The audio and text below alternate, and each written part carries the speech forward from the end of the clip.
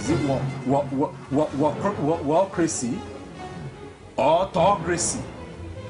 Or what type of crazy is that? Except crazy. News making the headlines. Black Maria is to carry criminals, trading looters that are in government today. Sometimes it gets confrontational. Slap you in the face. Excuse me, don't put words into my mouth. Whatever it is that will bring our military to disrepute, I said to hell. On Core Digest, I want to know why I should be believing them. every weekday, we bring all of these together and take them to the court of public opinion. Everybody has a right in Nigeria, where you are the judge.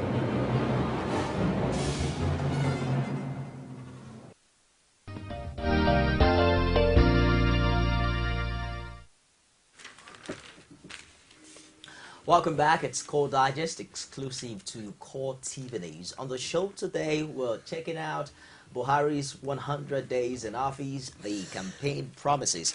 Of course, there were two articles prior to the election earlier this year. One was 100 things that Buhari would do in 100 days, and there was also the one they called the 100-day covenant. Of course, you and I know that APC came out recently debunking those documents, saying that those did not enjoy the blessings of Mr. President. Neither did it come through the party. Unfortunately, also for them, they did not deny any of these documents before the inauguration on May 29.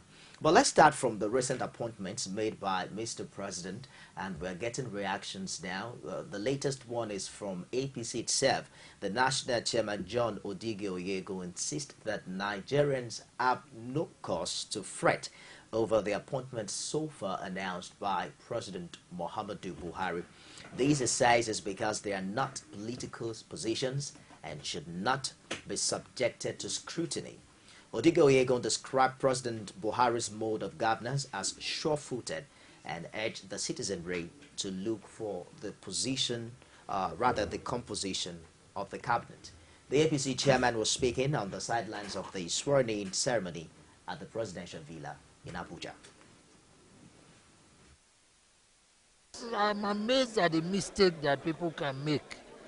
You do not, with every set of appointments, balance. But the whole picture, the total picture, there must be a balance. And every part of the country must feel a sense of participation. These are early stages, very early stages yet. And these are critical appointments. And critical appointments should not be subjected to.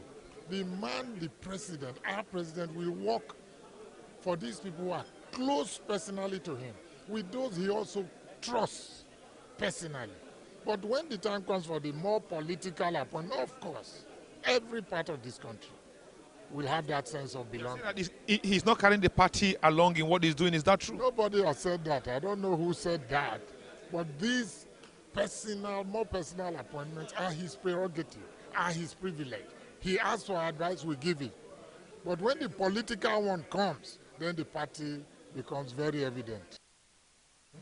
John Odige Oyego, National Chairman of the All Progressives Congress, right behind Mr. President, and it looks all rosy now for the APC. I'm joined on the show today by a friend of the house, CHIJIOKE, is a policy analyst. Thank you very much for finding time to come. Thank you very much. I was with Fred Nziako the other day. He's also a Southeasterner, and the first question I asked him was whether he felt slighted by the recent appointments by Mr. President. Can I ask you a similar question? Yes, please. What are your your genuine opinions on these issues? First, I don't know why the appointments so far have been the way they are, but I would like to think that Mr. President, is aware of what he's doing. We may not be totally aware of the consequence, but at least he has to be aware of what he's doing. And yes, it appears that all the appointments are coming from a particular region, and not just a particular region. I think there's a bit of an enclave of some sort. They're coming from one particular region. Yes, the reactions are valid. Like, hey, Oga, there are other people in this country. We're 170 million. So it's a valid claim. It's a valid worry. Okay. But I wouldn't want all the dust to be raised, because truth is that as much as we would want the federal character principle to be obeyed, maybe we should cut a bit of slack, at this stage now. But what the thing I'd like to point out here is, I just listened to the APC chairperson, John Odige Oyegun, say that these are critical appointments and should be left to the president to decide. Now, if I take it from that angle, is he saying that for critical appointments we should leave it to the president, but for non-critical appointments then we can scavenge for that or maybe scramble for that? I do not understand, because the critical appointments, I would believe, are far more important than the not so critical appointments. Besides, which ones are critical and which ones are not so critical, and how do these things play out, in the general public, basically, and in the welfare of the country? My opinion on this is obey the Constitution. I've heard all kinds of arguments from Buhari's Facebook crusaders, as I like to call them. But the truth is, if today, because you feel it's in your favor, you're standing for the circumvention, either in part or in whole, or you're even suggesting a circumvention of the Nigerian Constitution, because it's in your favor today, think hard and think beyond today. So tomorrow, would you stand for somebody else circumventing it? I've heard people say that the federal character principle has outlived its values. The NYSC scheme is also an offshoot of the federal character principle, because we have to find a way to continue to dilute our relationships amongst ourselves. So if you feel to the north, be the north, to the south, be the south, how would you then balance it? Because we're still one country. So we have to find a way to, it's a mishmash, but then we have to find a way to balance it. It's like the relationship in the mouth. What about the opinions that at this time, especially for the SGF, the Chief of Staff, and many other appointments he has made, that he needed people he can trust? Yeah, you will always need people you can trust, but let's not forget that trust has varying degrees. Trust also requires, you want people you can trust. What about the people who can trust you? There are 170 million people. You're one man appointing a bunch of people. You want the people around you can trust. What about the people who have bestowed their trust on you? How are you going to balance that? Now, I bestow my trust on you, and your actions are contrary to my expectations of the trust I have bestowed on you. You need to find a way to balance it. All right, let's turn our attention to 100 days of Mr. President in office. Of course, there was a meeting recently eulogizing Gani Faini, the late human rights activist. Of course, human rights lawyers and activists led by Joe Okiodumaki has now called on the federal government to rename the National Human Rights Headquarters in honor of the late Gani Faini, in recognition of his contribution towards humanity and nation building. And on the sidelines, they also took time out to talk about Mr. President's 100 days in office. Now, Comrade Akele was quite frantic about what he feels Mr. President has done thus far. Let's check it out in this report. My honest opinion is that this president has to sit down, how to sit tight. He just has to, because if you wasted 6 months or 90 days, or in spite of your 4-year tenure, 3 months is enough to lay foundation. No single foundation has been laid, except sacking. I mean, how many workers in NNPC? They were being given query. They not been found guilty of any charge, and they are laid down procedure, labor law, that if you want to retrench, the union must be involved. These are some of the anomalies. It's business as usual, impunity as usual. Look at the wages of the National Assembly. They are just making noise. They are still, I mean, if you expect change with Buhari, I think it should have influenced the salaries and allowances. It's not even the salary per se, the allowances, they are earning over 28 million every month. In a country, in a place where miserable 18,000 minimum cannot be paid, it's an utter contradiction. So for me, it's better for the present government to sit tight and deliver on all his promises. Let us remember all what Gani lived and died for. And that is why today I still want to adopt the position of government. that we have to do a lot more in terms of education for our people. We must say no to commercialization of education. NCP is for abolition of poverty. We must ensure that more than 90% of our population that live below $2 per day, we must ensure that their life is made much more comfortable by employing them, those who have lost their jobs. We must also make sure that as we fight insecurity, talk is very cheap. It's very cheap for parties to make promises. We have lots of IDP that are everywhere. If I had died several years ago, if people had died and they are 6 feet below, what will have happened? We have recorded colossal loss of lives and resources. There comes a time in the life of a nation where we must rise up in unity to say enough is enough. The fight against corruption, the fight against terrorism must take another turn. We must ensure that if there's Ebola, we have to contain the Ebola. We will not start to have moving prisoners, from Enugu, from here and there. We have to contain them.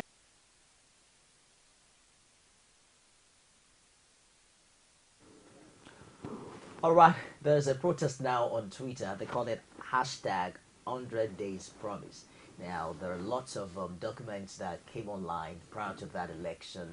100 days, there's my covenant with Nigerians, 100 things Buhari would do in 100 days in office. Of course, you saw Lai Mohammed on channels where he publicly turned it down and said that Buhari never promised to do anything within his 100 days in office. How do we justify this? Because there are people who are saying if ABC won on the wings of those promises, then they must have won based on false claims and all of that. What are your thoughts on this? Well, first I'd like to point out that I have made the conscious decision to stop criticizing Buhari, not because he's perfect, not because I am any more how do I say it, sentimental to his party or to his principles, no, but because I want to engender support now, and I want to engender analysis, analytical criticism, not Buhari's done right or done wrong. No, when he takes an action, let's analyze, let's pull out what we can, and let's advise, so to speak, even though we're not advisors. But then, Lai Mohammed has built quite a reputation for himself recently, and I must say that it's not a very interesting reputation, because on several occasions he's said one and done the other, and he's refuted a few of the things he said. Let's not forget that this 100-day principle, it's imported. It was never part of Nigeria or Nigerians, but then it was part of the things that Tinubu used in his time, especially at the second tenure. It was what Fashola used both times. And what's his name? Ambode also is working in that line. Now, Ambode has been quite silent. He's done whatever he's done has been silent. His appointments and co have been silent. It's not only at the national level. We still don't have commissioners in Lagos. But Lai Mohammed coming to say that the president didn't have a covenant with Nigerians with regards to the 100 days. Yes, he didn't have a covenant, but there's an unspoken principle that 100 days in office, that's 3 months rather, 30 days a month, it's enough to present us with a direction. It's enough to show us this is where we are headed. If your target is anti-corruption, fine. But in the anti-corruption crusade, you still haven't itemized it.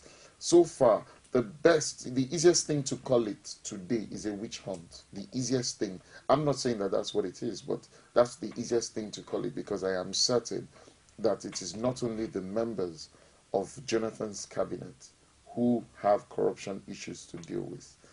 Timipre Silva, after so long, had his case struck out of court. I do not know why. The details have not been revealed to us in the public, but I am sure that if you dig into it, there might be some substance. There's still the allegation of Rotimi Amechi in Rivers State. Then there is this, Audu, the man who's APC's flag bearer now at the Kogi elections. I served in Kogi State. I saw his time in Kogi State. He was a PDP governor. What did he achieve then? If we probe that time, I'm sure we will come up with something. So I am certain, what's his name? Wamako, Muritala Nyako. These are all people who have crossed over from PDP. They are in the APC today. They have these skeletons in their cupboard. Nyako was even impeached. And there were valid reasons to impeach him, though his deputy was reinstated. Of course, it's presently in court. Exactly. Now, when you say you're going on an anti-corruption crusade, and what's his name? I read a few hours ago about Dasuki being docked. Now, these things, it's funny. You have the one that you are claiming to be pursuing is haphazard. That's the anti-corruption crusade. I mean, that's not the only thing we have as a problem in the country. We have, what economic policies are we pursuing in your regime? The CBN governor has, in my opinion, stifled businesses that trade in the dollar. I'm in ICT, and everything you do in ICT is dollar-based. You buy a computer, it's in dollars, because Microsoft doesn't trust the Naira enough to domicile their products in Naira. They don't even trust the pounds, so everything is domiciled in dollars. So then I buy a computer today, it's priced at $773. The Naira is sitting pretty at a certain amount. And then I want to buy it next week, and I can't afford to buy it anymore because I can no longer trade in dollars. So you tell me, oh yes, the entire country, but then you're shutting down pretty much an industry just to satisfy a certain policy. So if there have been concerted efforts, if the guys in the financial industry had sat down and weighed the pros and cons of their policies, the guys in manufacturing had done the same, 100 days is enough. And I think part of why we're in this quagmire is because of the personal style of the president. We're going to get to what the president has been able to achieve in the past 100 days, because APC was also clear on that in one of their press releases. But then let's look at, for now, let's consider the alleged promises. Paying stipends to unemployed Nigerians, giving free lunch at schools. How realistic, sincerely, do you see these promises, especially at this with all due respect, with all due respects to APC, and all due respects to their supporters and those who believed a punctuation mark of that promise, it was a lie. It is a lie. It will always be a lie. These were sensational promises, premised on sentiments to just garner votes and whip up sentiments, basically. I do not know, but I am certain that Nigeria graduates an average of about 1.8 million people every year. And our job market does not absorb all of them. So if we accumulate, let's just say 1.8 million, and then we're able to hire 50%, we have 900,000 graduates. Let's take 900,000 graduates and multiply by 4 years alone. That's what? 3.6 million. If you wanted to pay them 5,000 naira on a monthly basis, what would it come to? Every month. Now let's put that aside. You promise free meals to pupils, primary school pupils. Let's not consider secondary school. Primary school pupils, you promise them a meal. In my head, the worst case scenario that you would spend per pupil will sit around 25 to 30 naira when you consider the meal and you consider water, because you're not going to give them food and not give them water. If you put that, you take that, and let's just take Lagos alone. We have nearly 350,000 children. No, above that. In Lagos State schools, I think it's about that in primary schools. You take that, about 350,000 now, not too clear. A friend of mine did a bit of a research in that regard. That's why I got this figure. So let's just take 350,000, multiply by 30 naira, multiply by 5 times a week, multiply by 5 times a week, yes, and then 4 times, that's 20 times a month. So 20 a month, then schools run an average of 8 months. So 20 times 8 times 30 times 350,000 in one state alone. And then you gross it across the nation. When you think about that, it means that Nigeria's disposable income every single month must be another country's budget, entire annual budget. On what premise These things are lies. Calling this unrealistic? The reason it's unrealistic is this. The entire countries in the world are moving from the socialistic point of view to the capitalistic point of view. Even socialist countries are mixing it more actively with capitalism. Russia, Cuba, China. That's why billionaires are springing up in those countries every day. Capitalism is such that the individual is made to do his best. Socialism, politically, from the political economic point of view, kind of engenders some form of blanket laziness that I've done my part, you do your part. But in capitalism, there's no I've done my part.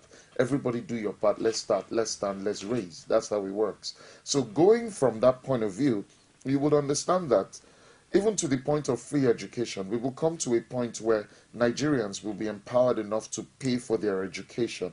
Not to the point where it will continue to be free perennially. No, it will not. So promising free meals, promising free salaries aren't, especially for a third world country, is not feasible. It can't be feasible. Osun State gives free meals to its students. Who? Osun State. Osun State. How many of the students in Osun State? I'm just looking at the possibility of if Osun can do it. That's my question. How many revenues. people? How many people in Osun State have free meals?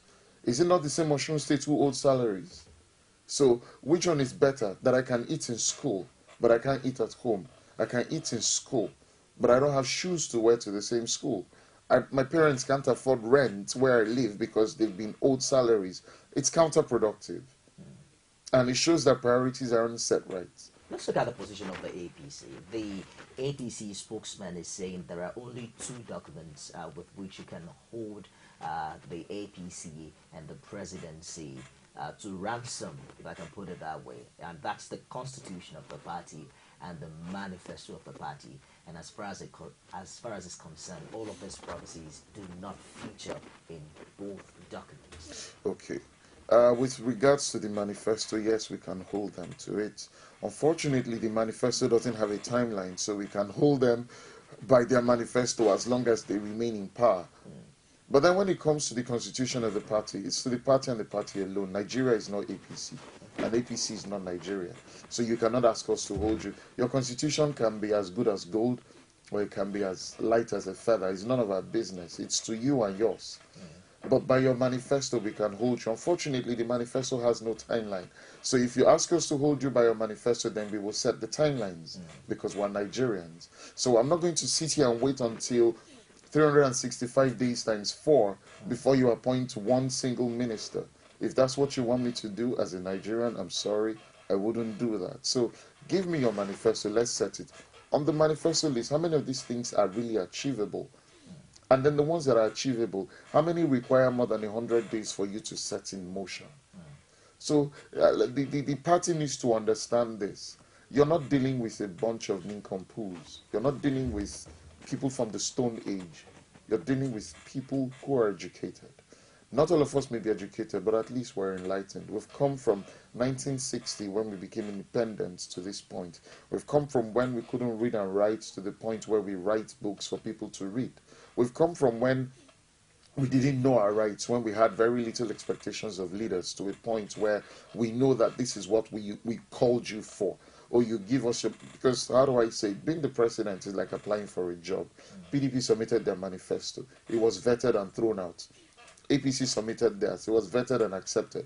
All other parties in different states voted based on this manifesto. Of course, yes. Let's talk about asset declaration, because Yes. it was also one of the promises that we heard about prior to the election. Correct. Now, the senior special advisor to the president, Additional, is also saying that Nigerians should not confuse Buhari's promises with those of his party. He was speaking 2 weeks ago, and he said Buhari could not be stampeded into declaring assets publicly when it was the APC and not him that made the promise. Now, this is the thing. Asset declaration, in my opinion, honestly, is a personal affair. And I would always say this. If you do not want people to make promises on your behalf, refute it when they do. When the asset declaration matter came up, Buhari till date didn't refute it. If it is true that he declared his assets, then he declared it too. He probably put figures on the form. We don't know how much of it was verified. We don't know what's on the form.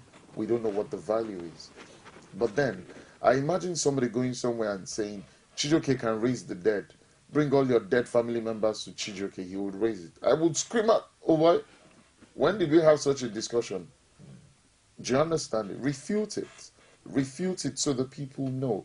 But you don't keep quiet and act like you're in charge and you're in control. And when it's time to show that charge and show the control, you duck. But for a leader whose cardinal assignment seems to be fighting corruption, wouldn't that be a good place to start? Not necessarily. The reason is, I imagine that I have 100 million shares spread across different, let's just say 5 companies. And then the people I work with there wouldn't want themselves to be thrown out in the public. And then I'm a public office holder. I want to declare my assets, or I'm made to declare my assets. And I say, I have XYZ shares here. And then the companies, of course, you need to go investigate to be sure it's true. And then you vet. But then when you're investigating, you will also know that, oh, Nifemi Oguntoye is also a shareholder. And Balarabe Musa is also another shareholder. Now, maybe you and Balarabe wouldn't want to, you don't want people knowing that you own this much in the first place. So it's a bit dicey. If it was possible that Buhari owned a company by himself, maybe a family business that can be thrown into the public, fine. But then you might be infringing other people's privacies by declaring his assets publicly. And that's one of the reasons why people should be careful what kind of promises they make. Is it not probably acceptable for him to come out and explain why he wouldn't be declaring his asset? Because you will consider that if his party had promised Nigeria as a whole, one would have thought that he wasn't nominated based on independent candidacy. Correct. He came on the platform of the APC. Correct. The APC promised that he was going to declare his asset. I mean, he owes Nigeria some explanation. Well, this is a country where, I don't know, maybe besides a few times Jonathan attempted to explain, I don't think any president since Obasanjo has attempted to explain anything to the people. They make decisions and then throw it down. If you like, you take. If you like, you don't. It's the same Buhari who did not explain to Nigerians why he was going to the US, and then got there and honored an invitation, honored an interview with the Washington Post. So we're not talking about somebody whose behavior is new to us. No, if he offers an explanation, I would give him an award, because I don't expect anything from him in that regard. There are likely things the APC and the presidency will be celebrating in the next couple of days as they count down to their 100 days in office. And one of it will be the salary cut by Mr. President and his vice, and the impact they probably will claim it will make on cutting governance costs. The anti-corruption stance that has enjoyed lots of sensation, and this also, they say, has shown the body language of a leader who's ready to work. Electricity, like him or not, the megawatt is increasing by the day, and Nigerians are quite excited about that. That's just a few of them. Would you say all of these are enough, as a body language of the leadership that is going places in the next 4 years? Okay, with all due respect to the president and the vice president, the salary cut is nothing to celebrate. It's a personal opinion. It's a personal action. If he chose to take up all the things that are accrued to him, it will not be a crime. So if you say, oh, this salary, I want this much is enough for me, you can keep the balance. That's fine. That's what you decide.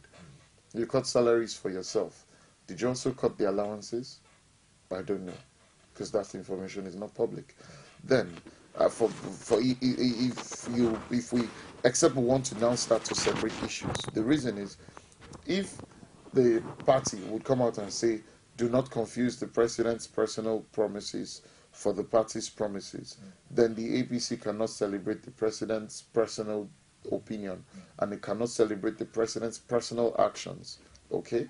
So that, for me, is nowhere near what should be celebrated. It's a man's business should remain in his pockets. That's with all due respect to the president. Then we go to the issue of power. The president has done nothing with regards to power. The power is increasing. There are many arguments, some that hold water and some that don't. That because it's the rainy season, the hydroelectric dam will be performing at its own optimal level, given whatever circumstance it's in. It will complement the gas options that we have. yes, that might be a valid claim. Now, someone also saying there is better security at the facilities and they have access to food. Well, the argument is neither here nor there. The reason is, at which point was there an issue with providing electricity based on security? Was it that power lines were being vandalized? At which point? So if they were vandalized at the last time, then when was it relayed at this time? Because if you vandalize something, you have to fix it. So if it was vandalized under Jonathan, when under Buhari was it fixed? Do you understand the point? So claiming security is not exactly a point. Yes, we know that it's improving. I know for a fact it's improving because I live here in Lagos and I've seen these things happen. But the truth is, what exactly was done for it to improve? There's the argument of sabotage. But I'm saying if you're the president and you feel that there's sabotage going on, do what you have to do because you're responsible for it. So there was sabotage under Jonathan. If it is true, then it's Jonathan's fault that it even permeated to the point where it became a national issue. He should have dealt with it. But in the case of Buhari, I'm still not going to give it to him because he has done nothing. Let me juxtapose it. If you pass in front of a place and money gets lost, it doesn't mean you're the thief. Therefore, the fact that Buhari is sitting as the president and haven't done nothing doesn't mean I should praise him that things are improving. He's not done it. There's no action you can tie to him. You can't tie the economic policies to him. You cannot tie power to him. You cannot tie petroleum to him. So, how do we then praise him? Let me open the phone lines very quickly to get opinions from our viewers out there, especially within and outside Nigeria. The phone line is coming up on your screen in a moment from now. But please endeavor to turn down the volume of your TV set when you call in so we can do without the feedback distortion and have a crystal clear communication. So when you call in, I want to know your name, where you're calling from, and of course your contribution on the show today. So let's check out our first caller. Hello, good morning. Good morning. Anyone there? Yeah, hello, good morning. What's your name and where are you calling from? Hello, good morning. What's your name? This is Mr. Solomon calling from Abuja. From Abuja. Mr. Solomon, please go ahead with your contribution. Your topic this morning is very, very interesting. Thank you. And I want to get it to Mr. CHIJIOKE over there. Thank you. He's doing a very wonderful analysis. I must be honest to you, each time you come up on stage like this, I'm always very happy because he's been very blunt. He's saying what is real, what is the realities are. And you see, one problem we have in this country, I think one of the problems the last administration had was the issue of not really telling people what they are doing. The people who are supposed to be the spokesperson of the former president, they are not doing enough. The first time around, you can see for every little thing, some people go on air and begin to say one or two things. That is one. Then secondly, I want to make reference to the issue of what Lai Mohammed is going about things. You see, it's so disappointing, I must be honest with you. It's very, very disappointing that a man of his... Oh, I'm afraid we lost that call. Mr. Solomon, we have to call back. Good to know that you complied with turning down the volume of your TV set. We'd love to hear from you again. Well, if APC is having problems with what they describe as documents that were certified, at least we had Mr. President's campaign, and he talked about three major things. He talked about fighting corruption, he talked about revamping the economy, and providing security, especially in the ongoing war against against insurgency. Correct. He's going to be spending 3 months in a couple of days. What are your thoughts? How would you score him based on these three measures? So far, for the battle against anti-corruption, I'll give him maybe 30% because he has started something. He's raised dust. If you're looking from afar, how you will know that someone is sweeping is that there will be some dust in the air, or dirt, because as you're sweeping, the broom will be raising something. So I can score him 30. But then as time passes and then we see the effects, then we will know how high we will score him. 30 is what he's been able to present, but not exactly his entire performance. Then that's for that. I'm back with you on the other two measures. And hello, good morning. Mr. Emmanuel from Suleja. Emmanuel from Suleja, thank you for calling in. Please turn down the volume of your TV set. Good morning. Yes, my contribution on your program is this. Since independence, this country has been ruling with impunity, and now we are calling up changes. We cannot make any effective changes when all those people that are perpetrating all this type of immorality are still existing. So that is my own contribution. All right, good to hear from you from Suleja. The economy should be next. Yes, the economy. Not much has happened. There's no clear improvement in any regard, and the reason is this: the policies, the monetary and fiscal policies that we are flirting with. I would like to use the word flirt that we're flirting with so far, aren't such that support what we need direly. What we need is FDI, foreign direct investment. Our monetary and fiscal policies aren't such that support, such investments, basically. So it's, how do I say it? It's like one step forward, two steps backward, and then you take one step forward again, it brings you back to the same place. So a clear definition will do us a lot of good. You're talking about the economy blueprint of this administration. Exactly. So, no, you can't call it a blueprint. I would call it a flirt, an experimentation. Let me take this call. Good morning. Yeah, good morning. What's your name? Yes. Hello, good morning. What's your name and where are you calling from? This is John coming from Lauren. All right, go ahead with your contribution, John. Hello, can you hear me? Clearly, go ahead with your contribution, John. Yes, my contribution was is more of a comment than a contribution actually. Okay. I heard when you were talking about the meal stuff, as the giving free meals to students in schools. That's right. In Osun State. Please, I just wanted to get the fact straight. How true is that? Because I actually served in Osun State and the standard of education there is very low. And the meal stuff is just a propaganda by the government. The government has not paid teachers. The pupils, all the students are struggling with the education sector there, and things are really, really going on there in terms of education. Do you so still? The thing is just a propaganda. John. We don't need free meals. We need good education. John, do you still serve in Osun State? Yes. You said? Do you still serve in Osun State? No. No, I passed that already. What year did you serve in Osun State? I served in 2014. In 2014. Did you serve in one of the public schools there? You said? Did you serve in one of the public schools there, John? Yeah, I served in schools there. Okay, are you saying that you did not witness the feeding of school children by the government? It's just propaganda. It's not a regular meal. It's just Indomie and something just to top it off. And the thing is even sponsored by the Indomie organization itself.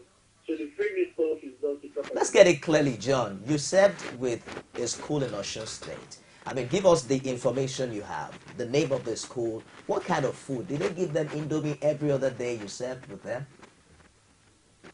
No, the meal is not regular. It's just now and then when the government wants to. Hello? Can you hear me? It doesn't come every day. That's what you're saying. No, at all. In fact, I can't even really remember when it was really brought to my school, so to say. But now and then in other schools, I just see graphics of it on television that the government is giving on me. So it's more of a propaganda stuff than the real thing. And then talking about the standard of education, then, which is more of my own concern, is very, very low. But very low. John, the governor also told us that he gave some form of tablets, to help the technological education of the students there. Did you see any of such? I can't get it clear. You said? The governor claimed that he gave tablets to the students. Did you see any of such while you served with them? I'm afraid we're losing connection with John, who called in from Ilorin. We hope that you can call back and, share some light on that issue. And I'm also sure that viewers are watching from Osun. So we want to find out if indeed Aragbeshala has been feeding the students as he claimed. I'm sure he also he called in Opoimo, some form of tablet. Those are one of the major issues that Aragbeshala campaigned with for his second term in office. Let's find out if the feeding is still ongoing. Of course, I'm in Lagos now. There's no way I can know. Hello, good morning. Good morning, sir. What's your name and where are you calling from? My name is Olusegun Emmanuel. I'm calling from Osun State. All right, good. Where exactly are you calling from in Osun? I'm calling from the state capital, from Osogbo itself. Oh yeah, tell us, Olusegun, what about this feeding thing by the Aragbeshala administration? First of all, I like your program. I've been following you guys. You guys are good. And secondly, you see, the situation in Osun is deteriorating. All right? My second point with the APC is that they are full of propaganda. I don't know why. Like, you are talking about Lai Mohammed the other time. Lai Mohammed, a man of his own caliber, can go on here and be telling us all those lies. My brother, it is regretful. And the issue of Osun State, these meals, these tablets, I am working in Osun State. I've been living in Osun State since 2009, and I know what is happening in Osun State. The tablets were given to the pupils of XX1 and XX2 some years ago. Not all of them, to some big schools, some popular government schools. And as I'm telling you right now, the tablets have all been withdrawn from them. I don't know the reason. The tablets have been withdrawn. The tablet didn't apply to all the students. It was given to some students or some popular schools like Fakole, like the Osogram. All those schools in local places like Ilas, like Otarai, they don't get it. And even those that were given, it has been withdrawn. And this issue of meals, these good meals, my brother, don't let us deceive ourselves. I am telling you. That is why Osun is in great problem now. If you take the bailout bond that the government just gave to states, also collected the IAS, also state is the IAS, that's something billion. Check the list. Also say get the IAS day bond. Even I don't even think that the day bond money can even settle the problem in Osun State. I am telling you, because the debt here, my brother, it is incredible. I like you guys. I just want to compliment you for your work. Thank you very much. Thank you very much, Olusegun from Osogbo, the Osun State capital. Mind-blowing, isn't it? How are we looking at a failed strategy? How's it work? Well, I don't know, but Bob Marley said you can fool some people sometimes, but you cannot fool all the people all the time. And I think it's come to a point where people are starting to wake up to their rights and then demanding the rights of the people who are responsible. I said it earlier today that you're no longer dealing with people who are breaking out of slavery and the colonial mentality. You're dealing with people who have gone through a phase in life and who have internet, who know that this is what's going on in Tunisia. Who know that their country is called Vanuatu because they are that exposed. You're not going to sit them and feed them lies every day. Someday someone is going to ask you questions. It's like a teacher who comes to class and you don't prepare, and then a student asks you a question out of the blue. One day you will have to answer, and that's what's happening now. Okay. It's all right. Let me take this call. Hello, good morning. Hello? Good morning. What's your name? Where are you calling from? Yes, Olusegun Emmanuel from Osun State. All right, go ahead, Olusegun. Hello? Well, with you, go ahead, please. Okay. And on the part of our president, the PMB, President Muhammadu Buhari, don't let us be surprised if most of the promises we make are not met. Don't let us be surprised, because you know in Nigeria we are used to propaganda. We are used to all these lies. People will tell you no, it is a political thing. When they are campaigning to get to the office, when they are campaigning to get to the pillar, they will make promises of heaven and earth. Like as the governor here in Osun, as the House in Osun, when he was campaigning, he promised to make Osun a small London. He promised to make Osun this and that. See what he has brought us to: death, crisis,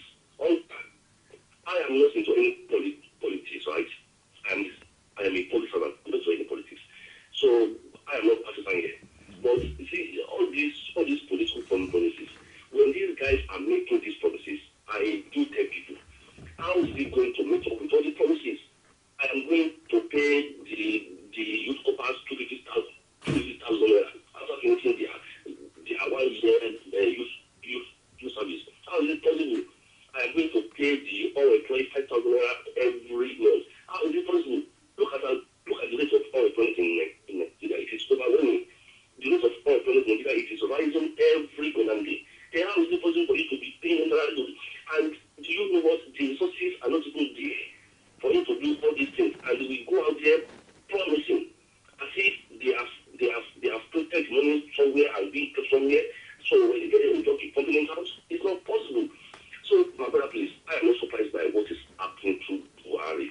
I am not surprised that he is slow to make the changes he promised us. I'm not surprised, even if he doesn't make most of these promises. I'm not surprised at all. It's all right, Olusegun. Like the analyst has said, Buhari has not even done anything now to be credited to him. No. About the lies, about this and that, Buhari has not done anything for us now to be crediting him. Really the electricity rate is improving, but not is doing. It's all right, Olusegun. Let's keep the phone line open for others to also contribute. I believe you made your point very clear. Let's talk about security, because we see a situation where Mr. President almost hit the ground running on the day of inauguration when he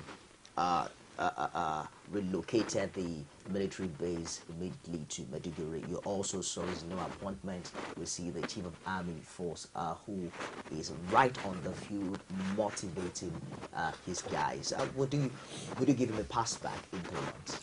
The new Chief of Army Staff?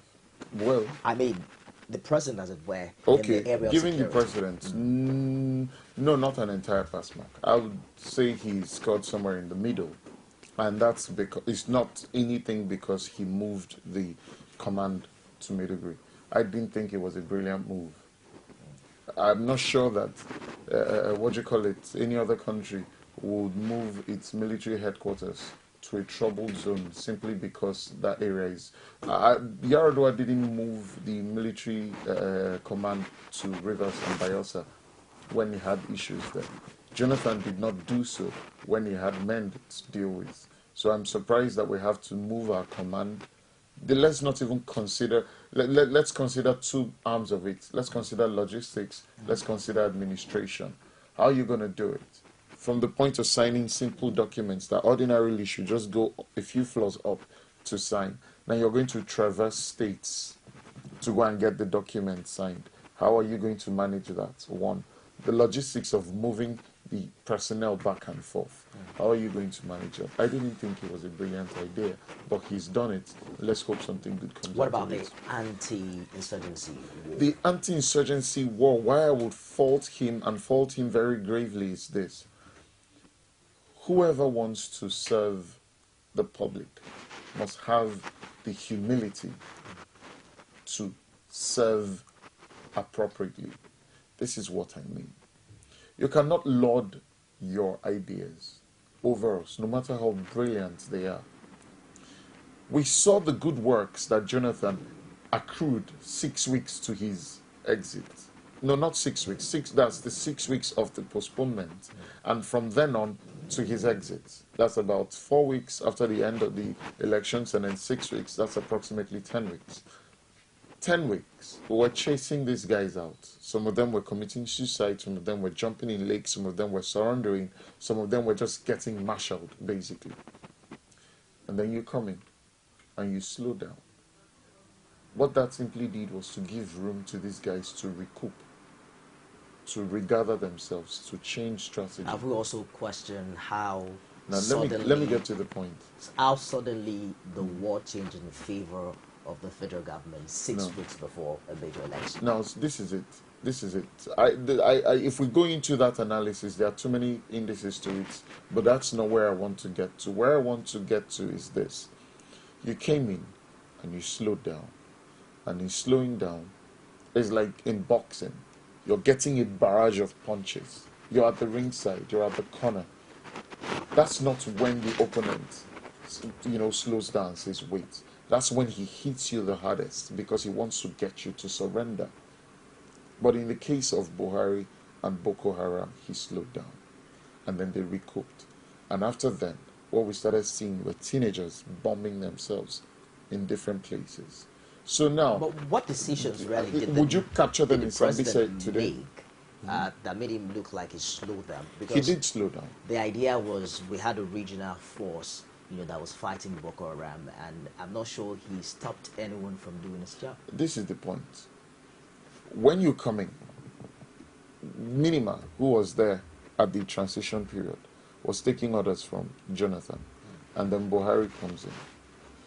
I would expect that the fight would continue, but it did not continue. The engagement did not continue on the grounds of appraisal, that it had to appraise the situation.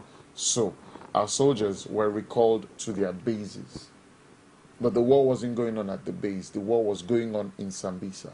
They were recalled to the bases. And then the multinational joint task force was regrouped. It took about a month. And between then and when we re-engaged the terrorists, it got to a point where about 60 people were dying every day, and it had come to 600. That's the daily average, but of course it wasn't every single day that bombs did go off. But the truth is this: if that barrage had continued, and then the regrouping and whatever political affiliations were being tied up, we won't get to a point where Boko Haram would have teenagers blowing themselves up almost every day. Yes, today is Tuesday. Yesterday, Sunday into yesterday, there were the announcements that 20 Boko Haram people had been picked up in different states, and those who were surveilling the airport. And the same yesterday, twin bombs did go off. Do you understand the point now? So that time that was allowed them, that the Nigerian troops allowed the Boko Haram insurgents, gave them the room to regroup, to re-strategize. And now they re-strategized, we're seeing a guerrilla warfare. So it's a new chapter, it's a new phase. And the reason I am not going to give it all to the president, that he's done so greatly, is when you see somebody doing what is good, do not say that because you do not want to identify with him, then you will condemn his acts. Let's look at the position of Mr. President at the Chatham House, and he probably this statement would absolve him of all of these 100-day promises. He was asked what he would do in the first 100 days, and he said, I consider all these promises about my 100 days in office fraudulent. I'm not going to commit myself to any 100 days promises. According to Festus Keyamo, that was what he said at the Chatham House in London. The Chatham House before the elections. That was before the inauguration. Correct. Proper. This is the thing. You're the MD of a publicly quoted company. You don't decide what you're going to concern yourself with and what you're not going to concern yourself with. You're going to concern yourself with everything that accrues from running that business. Nigeria is a country.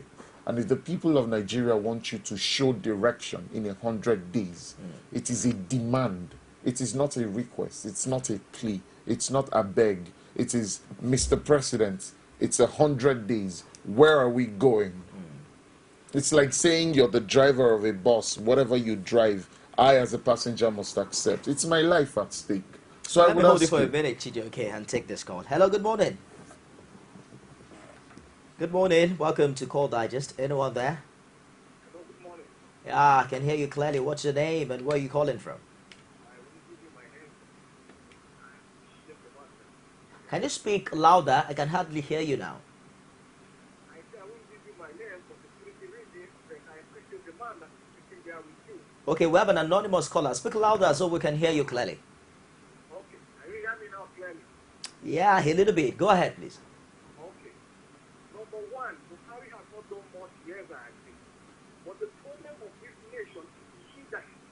And Buhari seems to be providing that leadership. That is why things are working. Number two, he talked about the movement of the command center to Maiduguri. It is not the army headquarters or the naval or airport headquarters that is moved to Maiduguri. It is the command center that is moved to Maiduguri. So that is different. There will be no issue of papers or the people that are on ground executing this war. It is the headquarters of the executioner that is moved to Maiduguri. not something that is unheard of. During the 1967 war, the Israeli war, the command center was moved to Maiduguri. It was headed by General Moshe Dayan. So that in itself is not bad. We talked about the slowing down of the operation. There was no moment in the history of the military, even when there is a transition between Jonathan and Buhari, that the war against the insurgents ever stopped. There has never been a practice at all. There has only been a change in practice. So one thing, like I said, commend his intelligence and commend his wisdom, that there are information that cannot be known to the public, and that is why you're reading it that way. It's all right. Can you at least give us a location, anonymous caller? I'm calling you from Benue State. From Benue, thank you for calling. We hope you call again. All right, he talked about Mr. President bringing leadership to the country. Whether you like it or not, many Nigerians will be on the side for this, because there are many who feel that Buhari, unlike what we've had in the past, has been a bit more decisive on some issues. And as a matter of fact, that body language had paid off in an area like PA, where we used to have, where we used to record very low performance. I mean, people saw that, oh, looks like I have to buckle up, I have to sit up, else I get to lose my position. I agree with you that Buhari's aura has engendered, has encouraged people to do more. And it's the aura that doesn't allow for a lot of frivolities. Now that's not, leadership is a blank word. Your leadership style is what sets you apart. Buhari's leadership style is what has set him apart. Okay. And I must commend him for it. I must commend him that his aura is the one that, because he's appeared to be a no-nonsense person, the people around him are also trying to, shape up to his style. Okay, so let's give that to him. But giving that to him does not make Yaradua any less of a leader, even though Yaradua was a subtle man. So your leadership style sets you apart. But whether you're a leader or not, once you're a leader, you're a leader. So Nigeria has never been void of leadership. But the quality of leadership is what we had questioned. And I have to commend Buhari that his aura has encouraged a certain kind of response to leadership. It has encouraged a certain kind of comportment of the people around that office to conduct themselves in a particular way. I give that to him. But I would like to quickly just chip in something with regards to the movement of the Army Command Center. You talked about being a command base, not the headquarters. Yes. Of course, we know it's not the physical building or the total administrative functions that have been moved. But if you task the Chief of Army Staff, it's not as if the operation or the campaign against Boko Haram, the military campaign, has a different head from the Chief of Army Staff. If a general had been named that, okay, General ABC is in charge of this campaign, so General ABC is in charge of this campaign, therefore he runs the Army Command Center with regards to this military campaign against these guys, we move your command to this point, then we know. But then it's the Chief of Army Staff, it's the Chief of Naval Staff, and it's the Chief of Air Staff. So moving the human beings in charge of the campaign who have much larger roles to play in the military, you have technically moved everything along with them to Maiduguri. That's the point I am making. I am not discrediting the act. I am discrediting the consequence of the act. Okay. It's not enough to take an action. You must also take consideration of the consequence. You must understand that this thing I want to do, how is it going to pay off?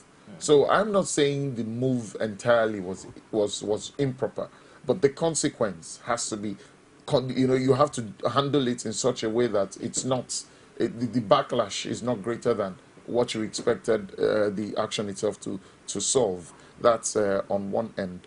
Then the other point where he said that certain things are not available to the public. We know matters of national security should be handled such that before things come to the public, they must be declassified. Whatever it is that, can cause issues to us as a nation must be removed from it. But the truth is we are in a situation where we need certain updates. You're not going to keep me in the dark. The newspapers report every day that bombs go off. They tell us how many people die every day. But then, how many of the insurgents are killed every day? I don't know. How many have you captured? You said you captured 20. You named a few states that you captured all of them. Who are those you captured? When did you capture them? Where did you capture them? Then what have you been able to fish out of them? You may not tell us that, oh, they were planning to kill Mr. A or planning to bomb this, but then they were planning this or planning that, things like that. We need to understand that as a nation, because we need to know that we're winning this war. We need to understand to what extent we're winning the war. You can't keep the entire... I imagine that every day, let's take the Biafran war, for instance. You're hearing bombs every day. You're not hearing that the people who are going to fight the war are not coming back. And then somebody tells you, we're winning, we're winning. Where am I supposed to draw that courage from? Bombs go off every day. Nigerians are dying. We know how many of our Nigerians are killed by these bombs. But you're not telling us how many of the insurgents are killed by the Nigerian soldiers. We need more than just the courage of, we are winning the war. Give us statistics. All right, you're asking for a little bit of details. I'm going to take one more call on the show just before we go. But then we're counting 100 days, and we'll also go out consistently to hear from Nigerians. The feeling out there is we seem to have a direction this time. There's so much energy, at the top. And of course, earlier we talked about the appointments made by Mr. President. We're hoping that this is September. We don't know where the promise came from. That's another big challenge. Whether Mr. President indeed promised to give us his cabinet members this September. But then, it should come on by September ending. Well, when I got I think the penultimate time I was here, that's when the news came that the presidency had submitted a list of 36 names, and only 3 people passed the 5 dragnets: EFCC, ICPC, DSS, CBN, and I can't remember the 5th one now. It was at that point, and I remember clearly in that publication that Mr. President had said that by September we will have our ministers. Now, whether it's the beginning of September or the end of September, that's yet to be decided. But then we hope that happens. And my case for the appointment of ministers is this. The ministers are not just there to earn salaries and run the ministry. That had never been their work. If not, permanent secretaries would do it. The ministers are there to generate revenue from their ministries.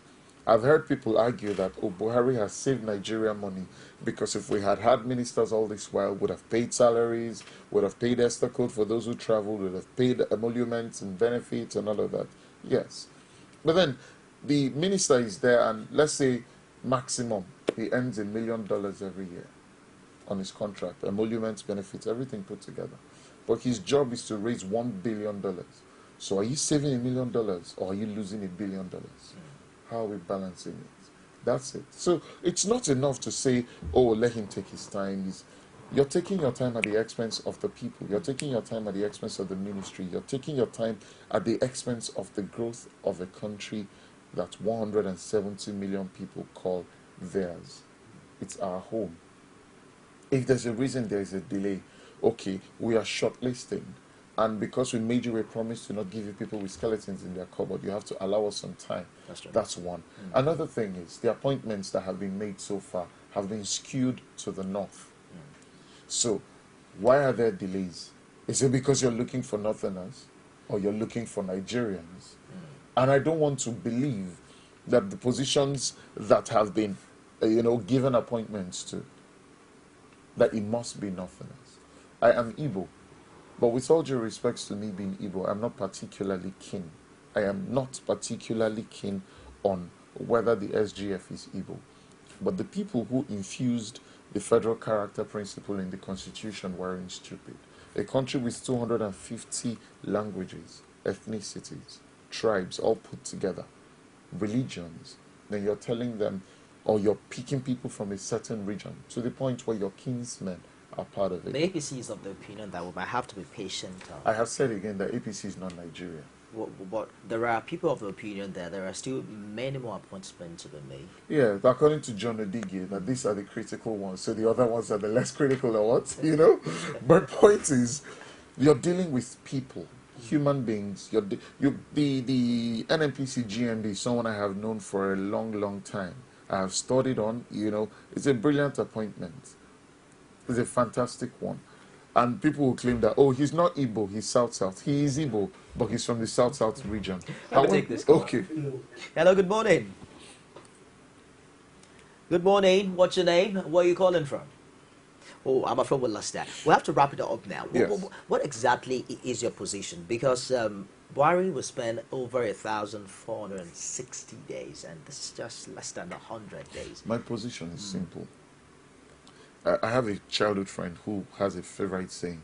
It's in pidgin English. He says, Sunday we go good. Now Saturday we go take no. The reason is the 1,400 and X days may follow this 100 days. However, if you don't set the precedence at the beginning, when do you want to set the precedence? Is it in the middle? Is it at the end? So the president needs to chart a course, or at least define the course, so we know this is where we're headed. And with regards to the appointment, he needs to come to that clear understanding that you're dealing with people. The question is not appoint somebody from my village, appoint my uncle. No. The question is it only people in the north, in the northeast and the northwest that have capacity? Is it only people from your old military guard that you're appointing an ex-colonel, a retired colonel? You're pulling somebody from retirement. So at the customs, if the Nigerian customs is having a ceremonial event, what uniform would he wear? The colonel uniform or the uniform of the customs? Because he's an ex-colonel. He has a ceremonial wear. If he's going to get a state burial, he's going to be dressed as a colonel when he's going to be buried. So which one would he wear? He's now a custom, so I guess he must wear. No, but then this is the thing. You represented one arm all your life, and now you're representing some other.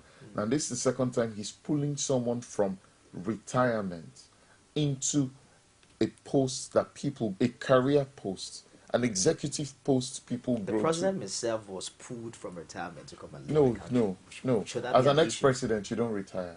You're a statesman for life. So you can't exactly say he was pulled from retirement. It's not also a full employment. You know, but then he offered himself for it. It's not as if he was appointed president. He availed himself to be elected. My point is that the fact that someone is in retirement doesn't mean that he doesn't have what it takes. No, you may have what it takes, but you have served your time. You've served your 35 years, or you have hit 65 years.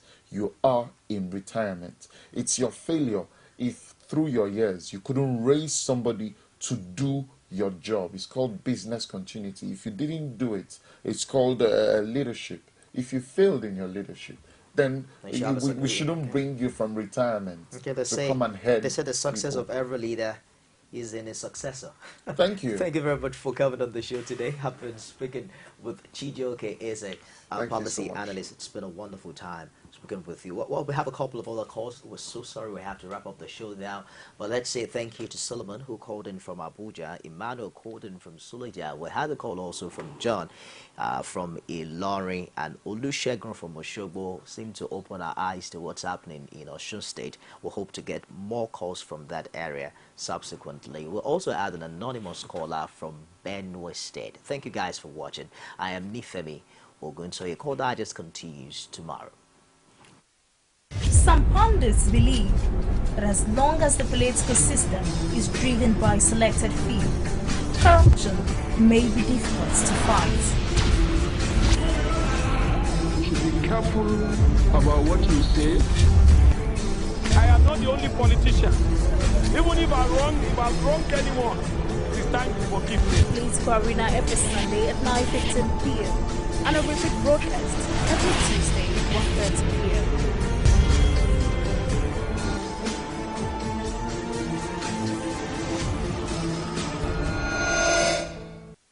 You can now watch Core TV News live from anywhere in the world on our website, www.coretvnews.com. Click on Live TV on our website and watch us live. And welcome to Core TV Primetime Days. To follow us on Twitter, click on Twitter icon on our website.